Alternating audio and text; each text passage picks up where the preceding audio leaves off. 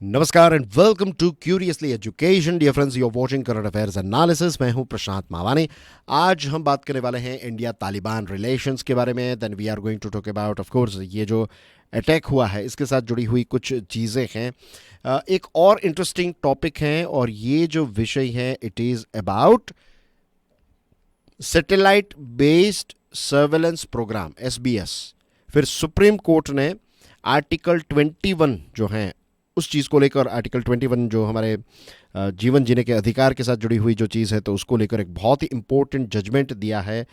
We are going to talk about India Canada and there are so many interesting things, right. तो let's start our today's discussion with caste based data collection को लेकर जो एक बहुत बड़ी खबर आ रही है। Examine the political implications of caste based data collection, particularly in the context of rising demands for reservation and affirmative action. Now dear friends, central government ने ये डिसाइड किया है कि जो नेक्स्ट सेंसस होगा उस सेंसस में कास्ट को भी ऐड किया जाएगा। इन द सेंस कि हमारे घर पर जब ये सेंसस करने के लिए आएंगे तो हमें पूछा जाएगा कि हम किस कास्ट से बिलोंग करते हैं, राइट। और लिटरेसी लेवल क्या है, एम्प्लॉयमेंट की पैटर्न क्या है, ये सारी चीज़ें जो हैं वो सेंट्रल गवर्नमेंट जानना चाहती हैं अलग अलग कास्ट्स के बारे में। और इस चीज़ को लेकर सेंट्रल गवर्नमेंट ने ऑलरेडी अपना जो इंटेंशन है वो लास्ट सितंबर को हाईलाइट किया था, बताया था, इंडिकेट किया था। और ओपोजिशन पार्टीज जो हैं उन्होंने भी लोकसभा 2024 से पहले ये डिमांड की थी कि एक कास्ट एन्यूमरेशन जो है वो होना चाहिए। तो अब ये फाइनली सरकार ने डिक्लेयर कर दिया है, राइट। और अब देखते हैं ये जो कास्ट बेस्ड डेटा आएगा तो उससे पता चलेगा कि कौन सी ऐसी कास्ट हैं या फिर कास्ट्स हैं जिनके पास बेसिक फैसिलिटीज़ या फिर एक्सेस टू इंफ्रास्ट्रक्चर जो है वो उतना अच्छा नहीं है। बिहार में एक कास्ट सर्वे हुआ था, 2023 की बात है।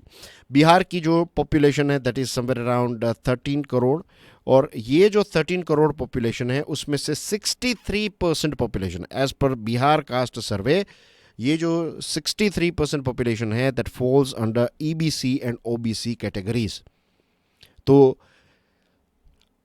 एक प्रश्न ये भी उठता है कि ये जब डेटा नीतीश कुमार सरकार के पास पहुंचा तो क्या बिहार की सरकार ने पॉलिसी में कोई मीनिंगफुल बदलाव किए हैं when you got this data? That is a big question. और अगर नहीं किए हैं तो same thing will apply to the central government कि क्या ये सारा डेटा एक बार आ जाएगा तो क्या इसका मतलब ये है कि सारी चीज़ें जो है वो कस्टमाइज हम कर पाएंगे? अगर कस्टमाइज नहीं कर पाएंगे तो नंबर्स जो हैं वो उतने कोई ख़ास काम के नहीं रहेंगे। इसी के साथ कास्ट जो है, as you know it very well, right, हमारे देश में कास्ट बेस्ड पॉलिटिक्स आज भी चलता है। पढ़े लिखे लोग जो हैं वो भी कास्ट की और इन सारी चीज़ों की चपेट में इजीली आ जाते हैं क्योंकि इलेक्शन के टाइम पर माहौल ही ऐसा क्रिएट किया जाता है। तो एनीवेज, कास्ट डेटा जो है ये हमारे देश में, जैसे आप जानते हैं, पॉलिटिकली काफ़ी कंटेशियस हो जाता है। और अभी जो कर्नाटका की सरकार है तो उसके सर्वे के बारे में बीजेपी और कांग्रेस दोनों का कहना यह है कि ये सर्वे जो है ये इनएक्यूरेट है, आपको एक्यूरेट सर्वे जो है वो करने की ज़रूरत है। तो ये जो सर्वे है, ये जो डेटा है, इसका जो एक प्रॉब्लम है दैट इज़ कि इसका इस्तेमाल जो है ये वोट बैंक पॉलिटिक्स के लिए किया जा सकता है, राइट। तो ऐसी कोई गारंटी नहीं है कि ये डेटा आपके पास आएगा तो इक्विटी और जस्टिस ही मिलेगा, राइट। इसका एक दुरुपयोग भी हो सकता है। जब तक जो deep rooted socio economic inequality है ये है हमारे देश में, हर जगह पर है, आप जानते हैं। तो ये जो deep rooted socio economic inequality है ये तब तक नहीं जाएगी जब तक एजुकेशन में राइट इन्वेस्टमेंट ना हो, जब तक अच्छी जॉब्स जनरेट ना हो, जब तक इंफ्रास्ट्रक्चर जो है वो एक अच्छी क्वालिटी का ना हो जाए। क्वालिटी एजुकेशन के साथ साथ स्किल ट्रेनिंग जो है plays a very very important role in today's world, as we all know, right. Government को ऐसा एनवायरनमेंट क्रिएट करना पड़ेगा जहां पर गुड जॉब्स और अच्छी जॉब्स गुड क्वांटिटी में जनरेट हो, और इंफ्रास्ट्रक्चर ऐसा क्रिएट करना पड़ेगा जिससे इकोनॉमिक अपॉर्चुनिटीज़ जो हैं वो क्रिएट हों। ये सारी चीज़ों के बिना कास्ट का डेटा जो है वो रियल चेंज ट्रांसलेट नहीं कर पाएगा। जो फंडामेंटल नीड्स है जैसे जस्टिस यानी कि न्याय, law and order, health, mobility, education, ये सारी चीज़ें, ये फंडामेंटल चीज़ें जब तक आप प्रोवाइड नहीं करेंगे तब तक ये डेटा जो है वो उतना कोई कारगर साबित नहीं होगा. There are fears that caste enumeration could deepen identity politics. ये ऑप्शन सरकार ने नहीं रखा है, ये ऑप्शन रखना चाहिए था, नो कास्ट वाला ऑप्शन. अगर कोई अपने आप को किसी भी कास्ट के साथ असाइन करना नहीं चाहता है तो ये आइडेंटिटी ट्रैप में लोग ना फंस जाए, तो इसका एक ऑप्शन जो है वो देने की ज़रूरत थी.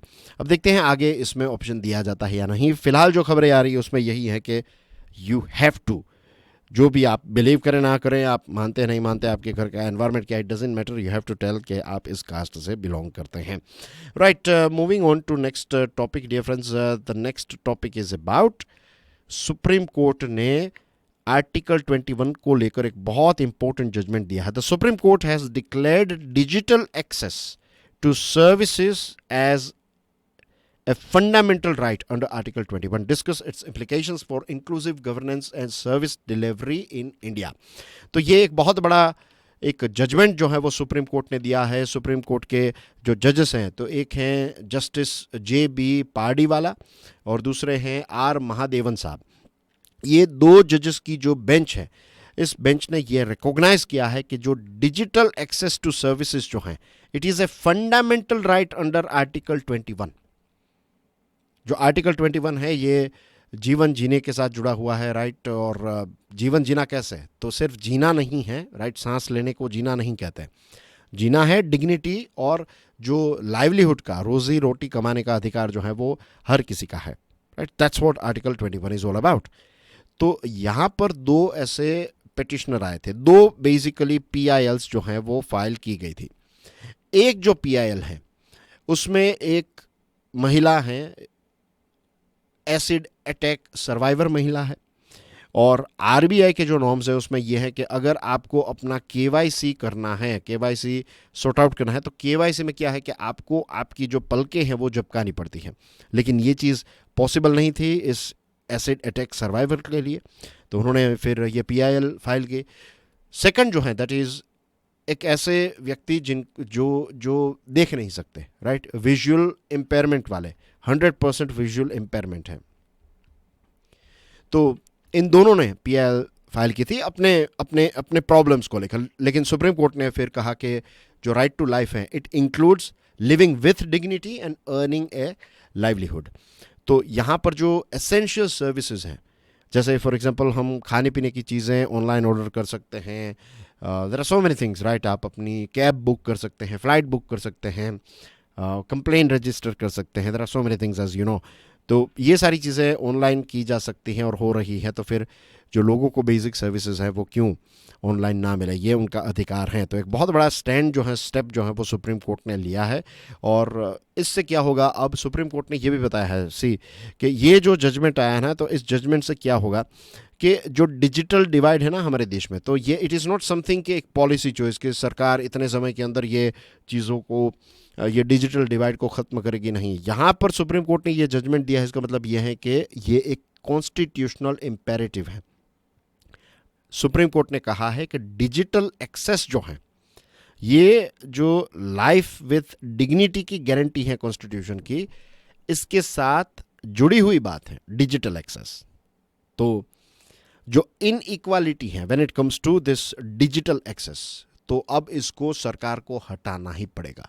आज हमारे देश में हम जानते हैं कि बहुत सारी जगहों पर ये डिजिटल सर्विसेज जो हैं वो अवेलेबल नहीं है. डिजिटल डिवाइड आज भी है. कोविड के टाइम पर हमें ये देखने को मिला था कि जब क्लासेस और सारी चीज़ें ऑनलाइन हो गई, तो वे सारे परिवार जो अपने 2 बच्चों के लिए 2 अलग फ़ोन्स या फिर टैबलेट्स या फिर कंप्यूटर प्रोवाइड करते थे, तो उनके बच्चे जो हैं वो कोविड के टाइम पर पढ़ पाए. लेकिन वे सारे परिवार जिनके पास ना तो लैपटॉप, ना तो इंटरनेट एक्सेस था, ना तो डिजिटल लिटरेसी थी, तो उनके बच्चे जो हैं वो नहीं पढ़ पाए थे. और डिजिटल एक्सक्लूजन जो है, तो वो सबसे ज़्यादा गरीबों को, बुज़ुर्ग लोगों को, जो डिफरेंटली एबल्ड हैं, इनको खास करके प्रभावित करता है when it comes to education and banking. तो ये बेसिक चीज़ें जो है वो आप जानते हैं. लेकिन the most important thing is कि क्योंकि सुप्रीम कोर्ट ने इसको राइट टू लाइफ के साथ जोड़ दिया है, तो अब होपफुली ये डिजिटल डिवाइड जो है वो धीरे धीरे करके होपफुली कम हो जाएगा या फिर ख़त्म हो जाएगा. क्योंकि एक बहुत बड़ा रास्ता जो है वो अभी हमें तय करना है। हमारे देश में आप देखते हैं कि commonly everyone is using mobile phone, right, smartphone, right. Mobile phone तो लगभग हर कोई यूज़ कर रहे हैं, लेकिन स्मार्टफोन्स जो हैं वो भी काफ़ी सारे लोग जो हैं वो यूज़ करने लगे हैं। लेकिन let me tell you, rural area में जो इंटरनेट का पेनिट्रेशन है that is 59%। Okay, teledensity की बात करें तो इट इज़ 86%। और आज भी ब्रॉडबैंड जो हैं हमारे देश में टोटल लोग जो हैं तो सिर्फ 4.5% इंडियंस जो हैं ये वायर्ड ब्रॉडबैंड का इस्तेमाल करते हैं। तो मोबाइल इंटरनेट इज़ गुड, लेकिन मोबाइल इंटरनेट जो है वो उतना स्टेबल और सूटेबल नहीं when it comes to education and work. तो इसमें एक बड़ा चेंज करने की ज़रूरत है। इसी के साथ साथ वी फाइंड के लैंग्वेज बैरियर होते हैं कई बार, कुछ ऐसे एप्लीकेशंस होते हैं, कुछ ऐसी सर्विसेज होती हैं जो लैंग्वेज की वजह से, एक दो लैंग्वेज में हिंदी या फिर इंग्लिश में अवेलेबल है, लेकिन जो लोग हिंदी और इंग्लिश नहीं जानते तो उनके लिए थोड़े प्रॉब्लम्स हो जाते हैं।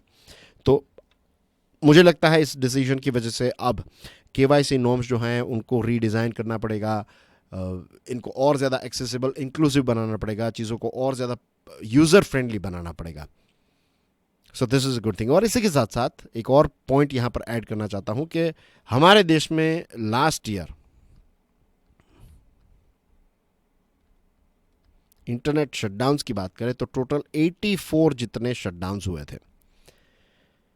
तो अब इंटरनेट शटडाउन्स करना जो है ना वो भी it's going to be challenging for the government, क्योंकि सुप्रीम कोर्ट ने डायरेक्टली इस चीज़ को राइट टू लाइफ के साथ जोड़ दिया। और इनफैक्ट आज के समय में देखें तो it is very very important to live a comfortable and easy life. Internet का एक्सेस होना it's very important. Moving on to the third topic of the day, analyze how India's outreach to the Taliban government in Afghanistan serves its strategic interests, especially in countering Pakistan-sponsored terrorism. दोस्तों, आप जानते हैं जो regular students हैं, कुछ दिनों पहले जब हमने 4 ऑप्शंस के बारे में बात की थी कि कौन से ऐसे ऑप्शंस हैं जो भारत उठा सकता है of course against Pakistan based on this Pahalgam terror attack के मुंह तोड़ जवाब देने के लिए। तो उस समय पर मैंने बताया था ना कि ईरान और अफगानिस्तान इनके साथ रिलेशंस और ज़्यादा मजबूत अगर हम करते हैं तो पाकिस्तान को घेरा जा सकता है। और यहाँ पर यही चीज़ हुई है। गवर्नमेंट ऑफ इंडिया ने टेक्टिकल मूव्स जो हैं वो लेना स्टार्ट कर दिया है। तालिबान के साथ, तालिबान की सरकार के साथ, अफगानिस्तान की सरकार के साथ एक प्रकार की हमारी एक बैठक हुई है और ये क्लियर एक टेक्टिकल मूव है टू काउंटर पाकिस्तान, राइट। अब देखिए, पाकिस्तान जो है उसकी लिंक पहलगाम अटैक के साथ है। तो तालिबान को जब हमने इस चीज़ के बारे में इन्फॉर्म किया, मैं सब वो जानते थे, लेकिन ऑफिशियली जब इन्फॉर्म किया जाता है तो तालिबान ने इस चीज़ को कंडेम किया है, इसकी निंदा की है। और इसी के साथ साथ ये भी कहा है तालिबान ने कि जो लोग इसमें शामिल थे, परपिट्रेटर्स को एक सज़ा मिलनी चाहिए। तो ये क्या है? This is strategically encircling Pakistan. इसको घेरने की पूरी कोशिश जो है वो भारत ने की है। और सबसे बड़ा जो खतरा ISI को लग रहा था अभी तक, राइट, इंटर सर्विस इंटेलिजेंस को, that was 2 front challenge. Pakistan यहाँ पर है, एक तरफ है इंडिया और यहाँ पर है अफगानिस्तान। तो अगर अब ऐसा थोड़ी है कि सिर्फ भारत को ही 2 फ्रंट फेस करना है, चाइना और पाकिस्तान को भी फेस करवा सकते हैं, राइट। और 3 फ्रंट भी हो सकता है अगर ईरान भी हमारे साथ आ जाए। तो ये ISI का जो मिलिट्री एस्टेब्लिशमेंट है उसका एक लंबे समय से भय था, 2 front challenge from east and west. तो कहीं ना कहीं उसकी एक नई शुरुआत जो है वो हो चुकी है। इंटरनल इश्यूज काफ़ी ज़्यादा चल रहे हैं पाकिस्तान के, वो भी आप जानते हैं, राइट। पाकिस्तान ने अभी तक अफगानिस्तान को एक स्ट्रेटेजिक डेप्थ के तौर पर देखा, एक बफर के तौर पर इस्तेमाल भी किया है। और अफगान तालिबान को भी भारत के खिलाफ पाकिस्तान ने एक लंबे समय से यूज़ भी किया है, नो डाउट अबाउट इट। लेकिन अब चीज़ें जो हैं वो वहाँ पर चेंज हो रही हैं। अफ़गान का जो एस्पिरेशन है वो अलग है जो पहले था, आज चीज़ें जो हैं वो अलग हैं। अभी जो तालिबान की सरकार है वहाँ पर वो इंटरनेशनल रिलेशंस को मजबूत करना चाहती है, वो इकोनॉमिक डेवलपमेंट चाहते हैं। और पाकिस्तान के जो इंटरेस्ट हैं वो उनको मीन्स पहले क्या था कि पाकिस्तान के सारे इंटरेस्ट जो हैं वो अफ़गानिस्तान के द्वारा फुलफ़िल किए जाते थे। अब ये चीज़ जो है वो तालिबान नहीं करना चाहता है। तालिबान 1.0 और 2.0 के बीच में भी बहुत बड़ा डिफरेंस है। ये जो तालिबान 2.0 जो है, तो ये फॉरेन इन्वेस्टमेंट, जैसे मैंने आपको बताया, टूरिज्म को लिमिटेड लेवल पर टूरिज्म को प्रमोट करना चाहता है, लेकिन प्रॉब्लम्स हैं। जैसे ह्यूमन राइट्स की बात करें तो लड़कियों की पढ़ाई, राइट, महिलाओं का एम्प्लॉयमेंट, ये सारी चीज़ें वहाँ पर अभी अलाउड नहीं है। But we have to keep this thing in mind as well. चीज़ें चेंज हुई हैं, लेकिन तालिबान जो है, it is not monolithic. Taliban में मल्टीपल अलग अलग ट्राइब्स और फैक्शंस हैं। तो कुछ ऐसे फैक्शंस हैं जो पाकिस्तान के साथ मिलकर काम कर रहे हैं। तो we have to be very very careful कि हम किसके साथ, तालिबान में किसके साथ हम एंगेज हो रहे हैं। वी कैनॉट फॉरगेट IC-814 जो हमारा प्लेन हाईजैक हुआ था, राइट। और अभी चीज़ें चेंज हो रही है, तो दैट्स फाइन, राइट। यूएसए ने जो सिराजुद्दौला हक्कानी है, वहाँ के इंटीरियर मिनिस्टर, तो उन पर $10 मिलियन की एक बाउंड्री रखी थी। इस चीज़ को पिछले हफ्ते यूएसए ने हटा दिया है। तो what we can do here, India और यूएसए मिलकर तालिबान के साथ कोऑर्डिनेट कर सकता है। Step by step we can take some steps, जिससे पाकिस्तान पर और ज़्यादा प्रेशर क्रिएट होगा। अब पाकिस्तान हम पर प्रेशर क्रिएट करने के लिए क्या कर रहा है, बांग्लादेश जो है, वहाँ की अभी जो सरकार है, तो उसके साथ काफ़ी ज़्यादा इंटरेक्ट कर रहा है। तो लॉन्ग टर्म गोल जो है, दैट शुड बी क्लियर कि पाकिस्तान को डिप्लोमेटिकली और आइसोलेट करना है, और रीजनल स्टेबिलिटी जो है वो हमें और ज़्यादा इंक्रीज करनी है। Moving on to next topic, dear friends, this one is a very very important topic. Critically examine how India's delayed space based surveillance program has left critical gaps in its national security architecture as highlighted by the Pahalgam terror attack. Border surveillance infrastructure की बात करें तो यहाँ पर थोड़ी weaknesses हैं हमारी। We have to accept our weaknesses अगर हमें इनको सॉल्व करना है तो, राइट। तो स्पेस बेस्ड सर्वेलेंस प्रोग्राम जो है SBS, it can help us at least prevent some sort of attacks. SBS से क्या होगा, हमारी जो देखने की क्षमता है, हमारी जो सेंस करने की क्षमता है, और हमारी जो रिस्पॉन्ड करने की जो क्षमता है, ये काफ़ी ज़्यादा इंक्रीज हो जाएगी। SBS जो है, इसके बारे में सबसे पहले मीन्स जो पहली बार इसको प्रपोज किया गया था 2020 के टाइम पर, जब लद्दाख वाला जो इश्यू हुआ था ना चाइना के साथ। चाइना के पास काफ़ी अच्छा है ये SBS, तो फिर ये हमने सोचा कि वी नीड SBS ताकि हमें रियल टाइम डेटा मिले, हमारी जो फोर्सेस हैं उसकी स्ट्रेटेजिक सिचुएशनल अवेयरनेस जो है वो काफ़ी ज़्यादा इम्प्रूव हो जाए। अभी भारत के पास समझ लीजिए 9 से लेकर लगभग 9 से 11 जितने डिफेंस सैटेलाइट्स हैं, DS डिफेंस सैटेलाइट्स। यूएसए के पास पता है कितने हैं डिफेंस सैटेलाइट्स, लगभग 240 से ज़्यादा। चाइना के पास कितने हैं पता है, 240 से ज़्यादा। रशिया के पास कितने हैं डिफेंस के सैटेलाइट्स, 100 से ज़्यादा। हमारे पास 9 से 10, दैट्स इट। रिसैट 2B हैं, GSAT 7 है, लेकिन ये डेडिकेटेड मिलिट्री सैटेलाइट कॉन्स्टिलेशन नहीं है। तो ये जब हमारे पास प्रॉपर SBS नहीं है, तो व्हाट इज हैपनिंग इज एक ब्लाइंड स्पॉट क्रिएट हो रहा है, और इस ब्लाइंड स्पॉट को हटाने के लिए we need more satellites, we need more eyes in the sky. और भारत का स्पेस बजट जो है वो भी काफ़ी कम है। भारत का स्पेस टोटल जो स्पेस बजट है that is $2 billion total. USA की जो नासा है, हमारा टोटल स्पेस बजट, इसमें डिफेंस भी आ गया, यूएसए की सिर्फ नासा जो है उसका 25 बिलियन है। चाइना जो है, चाइना का स्पेस का बजट है that 18 billion. European space agency का समवेयर अराउंड, यूरो की बात करें राइट, तो it is somewhere around 7.7 billion euros, ये डॉलर्स में है, this one and this one. लेकिन अगर मैं यूएसए की स्पेस फोर्स की बात करूं, तो यूएसए की स्पेस फोर्स जो है वो हर साल $30 बिलियन इन्वेस्ट करती है। 25 बिलियन तो नासा के लिए है, लेकिन यूएसए की स्पेस फोर्स के पास कितने पैसे हर साल उनको मिलते हैं, $30 बिलियन। चाइना जो है वो अपनी मिलिट्री स्पेस के लिए $10 बिलियन का इस्तेमाल करता है। तो उसके कंपैरिजन में तो हमारा टोटल $2 बिलियन है, तो इट इज़ नथिंग। भारत की सरकार ने अभी 52 ऐसे सैटेलाइट्स का कॉन्स्टेलेशन जो है इसको अप्रूव दिया है SBS प्रोग्राम के लिए, और इसके लिए 31 जो सैटेलाइट्स हैं 52 में से, तो ये प्राइवेट कंपनीज के द्वारा क्रिएट किए जाएंगे। कॉन्ट्रैक्ट्स 3 ऐसी साउथ इंडिया की फर्म्स हैं जिनको सिलेक्ट किया गया, लेकिन अभी कॉन्ट्रैक्ट्स नहीं दिए गए हैं। कॉमर्शियल स्पेस सेक्टर हमारा ग्रो हो रहा है। ये बताया जाता है कि 2040 तक ये हमारा स्पेस प्रोग्राम जो है it's going to be somewhere around $44 billion. लेकिन what we need to do is, हमें मिक्स करने की ज़रूरत है चीज़ें, कि स्पेस प्रोग्राम जो हमारा सिविल प्रोग्राम है उसमें कौन सी ऐसी जगह है जहाँ पर हम स्पेस को भी डिफेंस रिक्वायरमेंट्स को भी ऐड कर सकें। We need to invest in advanced sensors, right, secure communication systems, ये सारी चीज़ों की ज़रूरत है।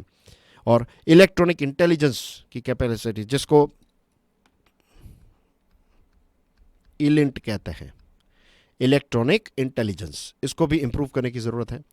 तो जो डिज़ाइन लेवल पर what we need to do is, जो हमारे सिविल फोकस्ड सैटेलाइट हैं, तो इनमें we need to integrate our military requirements. और इसके लिए क्या है, जो हमारी आर्म्ड फोर्सेस हैं उनका और इसरो के बीच में जो कोऑर्डिनेशन है ये काफ़ी अच्छा होना चाहिए। तो डिज़ाइन लेवल पर ही हम कुछ ऐसी चीज़ें करें जिससे अगर हमें कोई चीज़ें ऐड करनी है डिफेंस की, तो वो उन्हीं सैटेलाइट्स में हम ऐड कर सके। इसी के साथ we need to boost up our launch capacity as well. इस चीज़ को लेकर we need to focus on smaller satellite launch vehicles. छोटे छोटे सैटेलाइट्स को लॉन्च करने के लिए छोटे छोटे व्हीकल्स जो हैं, we need to design them as well. और प्राइवेट प्लेयर्स का इन्वॉल्वमेंट हो रहा है, बढ़ रहा है, but still we are bit far. Also what we can do is, जो हमारे स्ट्रेटेजिक पार्टनर्स हैं, जैसे क्वाड के पार्टनर्स में यूएसए हैं, क्वाड में फ्रांस नहीं है, लेकिन डिफेंस में फ्रांस काफ़ी ज़्यादा हमारा एक अच्छा मित्र देश रहा है। तो क्वाड के दूसरे मेंबर्स जो हैं यूएसए, ऑस्ट्रेलिया, जापान और फ्रांस के साथ मिलकर हम मिलिट्री स्पेस डोमेन में काफ़ी अच्छा परफॉर्म, उनके पास जो एडवांस टेक्नोलॉजीज़ हैं, फिर उनकी जो इंटेलिजेंस है वो हमारे साथ वो शेयर करें। ये सारी चीज़ें जो हैं, इन सारी चीज़ों में हमें उनके साथ कोलैबोरेट करने की ज़रूरत है। Basically we need to be more proactive than reactive. अभी रिएक्टिव हैं तो we need to become more proactive, right, and we have to understand this thing as well. जैसे लैंड है, एयर के लिए हमारे पास एयरफोर्स हैं, सी के लिए नेवी है, लैंड के लिए आर्मी है। That's in the same way we need space के लिए। स्पेस एक डोमेन है अब वॉरफेयर का, और स्पेस के साथ साथ साइबर जो है दैट इज ऑल्सो। तो अब 5 डोमेन बन चुके हैं वॉरफेयर के। पहला ऐसा था कि आपको किसी पर अटैक करने के लिए ये 3 रास्ते ही अवेलेबल थे। अब आप उनके सैटेलाइट्स बंद कर दीजिए, करोड़ों अरबों रुपए का नुकसान हो जाएगा। आप उन पर साइबर अटैक कर दीजिए, करोड़ों अरबों रुपए का नुकसान हो जाएगा। तो जितना ये SBS प्रोग्राम डिले होगा, उतनी भारत की वल्नरेबिलिटी जो है वो पाकिस्तान जैसे देशों के द्वारा एक्सप्लॉइट की जा सकती हैं। क्योंकि जैसे मैंने आपको बताया ना कि चाइना के पास 240 से ज़्यादा सैटेलाइट्स हैं, तो आप समझ लीजिए ये जो सैटेलाइट्स की फैसिलिटी है, इसका एक्सेस कुछ हद तक पाकिस्तान को मिल रहा है। पाकिस्तान को ये बेनिफिट्स मिलेंगे, वो बॉर्डर पर बहुत अच्छी तरीके से निगरानी रख पाएंगे, क्योंकि चाइना उनको ये सारा डेटा जो है वो रियल टाइम बेसिस पर प्रोवाइड करेगा। So we cannot, we cannot chill. We have to take some steps. Moving on to the last topic of the day, I think I have to have ये कुछ error हो जाती है every time I click here. Anyways, Mark Carney's election as Canadian PM offers an opportunity to reset India-Canada ties after years of tension under Justin Trudeau. तो आपकी screen पर यहाँ पर देख सकते हैं, he is Mark Carney, he is the new Prime Minister of Canada. और जैसे हमने देखा क्वेश्चन में, तो it's an opportunity, right? As we all know कि जब जस्टिन ट्रूडो की सरकार थी, तो जो हरदीप सिंह निज्जर हैं उसकी हत्या का इल्ज़ाम जो है उसने भारत सरकार पर डाला। फिर बहुत सारी बातें बताई, राइट, और भारत ने इन एलिगेशंस को ऑफ कोर्स डिनाई किया, और दोनों देशों के बीच में जो डिप्लोमेटिक रिलेशंस हैं वो काफ़ी ज़्यादा ख़राब हो गए। कार्नी जो है उसके बारे में ये कहा जाता है, मार्क कार्नी साहब के बारे में, कि he is very pragmatic, he is globally respected, और उनके बात करने का और सारी चीज़ों का तरीका जो है इट इज़ मोर मेजर्ड। और उन्होंने भी ये शब्दों का इस्तेमाल किया है, he wants to rebuild relationship with India, वो कनाडा इंडिया रिलेशन को मजबूत करना चाहते हैं। हमारे प्राइम मिनिस्टर साहब ने उनको कॉन्ग्रेचुलेट भी किया है, तो this is also a ray of hope कि दोनों देशों के बीच में रिलेशंस जो हैं वो होपफुली सॉर्ट आउट होंगे। कहानी साहब जो हैं तो उनका ऐसा है कि ग्लोबल फाइनेंस में उन्होंने काम किया। He was former governor of bank of England, फिर जो ब्रुकफील्ड एसेट मैनेजमेंट है उसके वाइस चेयरपर्सन थे, और इंडियन मार्केट का एक एक्सपोजर रहा है उनका। तो इंडियन बिजनेसेस जो हैं उसका एनवायरनमेंट कैसा है, इन्वेस्टमेंट का फ्लो कैसा है, ये सारी चीज़ों को लेकर वो वेल एजुकेटेड हैं, काफ़ी अच्छा एक्सपीरियंस है उनका। और इसी के साथ साथ कनाडा और इंडिया के बीच में trade, technology, climate action, clean energy, ये सारे अलग अलग क्षेत्रों में दोनों देश जो हैं वो मिलकर काम कर सकते हैं। इसी के साथ जो स्टूडेंट वीज़ा है इस पर भी काम किया जा सकता है, राइट। स्टूडेंट्स जो फेस करते हैं, राइट, पढ़ाई के बाद उनको जो वर्क परमिट और एक्सेट्रा ये सारी चीज़ें, तो ये कॉन्फिडेंस जो है उनको रिस्टोर किया जा सकता है। और ट्रूडो सरकार के समय में स्टूडेंट्स और इमिग्रेशन को लेकर काफ़ी सारे इश्यूज जो है वो हमें देखने को मिले थे।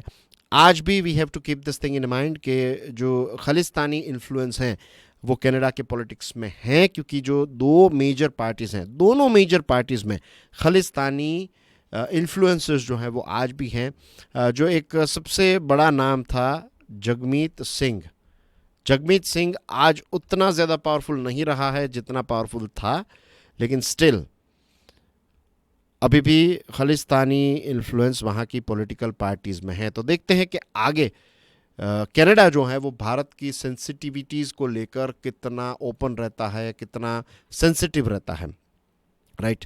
बट लेट्स होप कि चीज़ें जो हैं वो होपफुली सॉर्ट आउट हो जाएगी आने वाले भविष्य में। So that's basically everything in today's discussion. Thank you very much. God bless you all. जय हिंद।